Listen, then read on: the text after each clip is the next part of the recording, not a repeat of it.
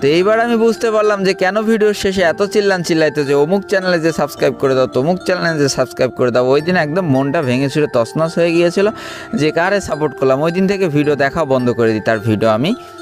তো এইবার চিন্তা করলাম যে এই দুনিয়ায় টাকা ছাড়া কিছু হয় না। যদি আমার ভিউজ কিনতে হয়, প্রমোট কিনতে হয়, তাহলে টাকা দিয়েই কিনতে হবে।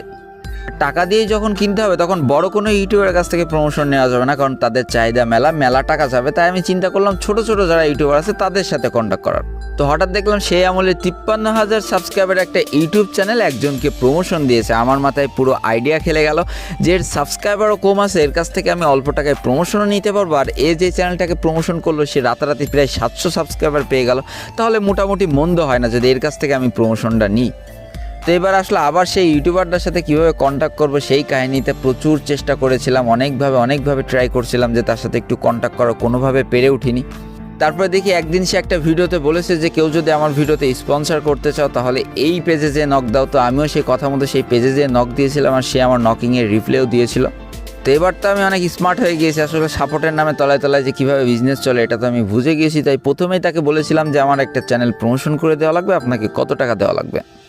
তো সে আমার কাছে বলেছিল আমি যতগুলো সাবস্ক্রাইবার তোমাকে এনে দিব তার ডবল টাকা দিতে হবে। অর্থাৎ যদি আমি 700 সাবস্ক্রাইবার এনে দিই আমাকে 1400 টাকা দেওয়া লাগবে, যদি 800 সাবস্ক্রাইবার এনে দিই আমাকে 1600 টাকা দেওয়া লাগবে। তার কথা মতো রাজি হয়ে গিয়েছিলাম। তো পরবর্তীতে সে আমার কাছে ইউটিউব চ্যানেলের লিঙ্ক চায় আর আমিও তার কাছে ইউটিউব চ্যানেলের লিঙ্কটা দিয়ে দিই। এছাড়াও মনে করো তখন তো নতুন ইউটিউবিং শুরু করছি, অতটা সুন্দরভাবে ভয়েস ওভারও করতে পারতাম না। আমার ভালো দামি কোনো মাইকও ছিল না, হেডফোন দিয়ে ভয়েস ওভার করতাম। এছাড়াও সেই সময় ভিডিওর কোয়ালিটিও অতখানি ভালো ছিল না। নর্মাল একটা ফোন দিয়ে স্ক্রিন রেকর্ড করতাম, তার উপরে মনে করো ভয়েস ওভারও ভালোভাবে দিতে পারতাম না। ফ্যামিলির একটা ভয় ছিল, বাথরুমে যে ভয়েস ওভার দিতাম, বাগানে যে ভয়েস ওভার দিতাম। এক কথায় বলতে গেলে পারফেক্ট ছিলাম না, তবে একেবারে খারাপও ছিলাম না। ওই আমলে যেসব ইউটিউবারের মানুষজন প্রমোশন করতো তাদের থেকে মোটামুটি আমার কন্টেন্ট অন্তত ভালো ছিল, কারণ আমি ভয়েস ওভার করতাম, সুন্দর করে ফানি করার ট্রাই করতাম। বাট ওই দিন কী হয় যে ইউটিউবারদের কাছ থেকে প্রমোশন নেওয়ার আশায় আমি আমার ইউটিউব চ্যানেলের লিঙ্ক দিই, সে কী করে একটা গ্রুপে আমাকে নিয়ে যায়। আর সেদিন ওই গ্রুপে আরও হয়তো 2-3 জন ইউটিউবার ছিল এবং তারা সবাই মিলে আমাকে সেদিন প্রচণ্ড অপমান করেছিল, প্রচণ্ড। কন্টেন্টের এ দশা কেন, হাঁক দিয়ে বসে কি ইউটিউবিং করি নাকি, মানে মেন কথা ওই দিন আমার সবাই মিলে প্রচণ্ড মজা নিয়েছিল। সেদিন আমার চুপ করে শোনা ছাড়া কোনো কথা বলার ক্ষমতা ছিল না, খালি শুনেই গিয়েছিলাম তাদের কথাগুলো।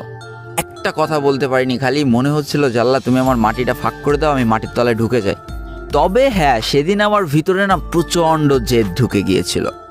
আর যখন তাদের গ্রুপ থেকে আমি মাথা নিচু করে চলে আসছিলাম তখন একটা কথা তাদেরকে আমি বলে এসেছিলাম যে তোমাদের সাথে আমার আবার দেখা হবে। তাদের ওই অপমানগুলো যে আমার শরীরে সেদিন কিভাবে লেগেছিল সে একমাত্র আমিই জানি। আর যে অপমানের জেদটা আজও আমি ভুলিনি, আজও দেখবো